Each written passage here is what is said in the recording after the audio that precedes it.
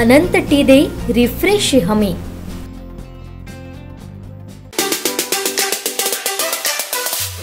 त्यांच्या वेगवेगळ्या स्टेटसवरनं चर्चा का होते?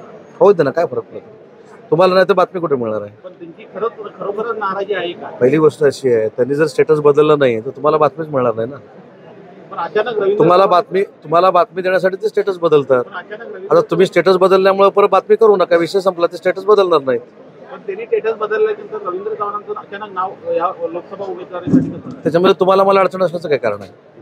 मी त्याचं सांगितलं की तुमच्यासारखे चतुर पत्रकार जे असतात ते पुढचं फक्त दाखवतात, मागचं दाखवत नाही।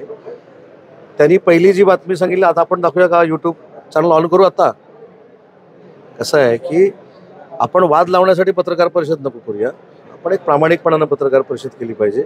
आज कदाचित ते राजकारणामध्ये पत्रकार परिषदेचा त्यांना अनुभव नसेल, पण ते मास लीडर आहे हे तुम्हाला मान्य केलं पाहिजे। म्हणून अनेक लोक त्यांच्या बरोबर असतात।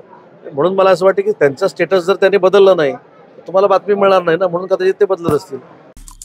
आमचे दिवसभरातले सर्व अपडेट्स, ताज्या घडामोडी आणि थेट लाईव्ह पाहण्यासाठी सबस्क्राइब करा, लाईक करा कोकणचं नंबर 1 महा चॅनल कोकण 7 लाईव्हचं YouTube चॅनल।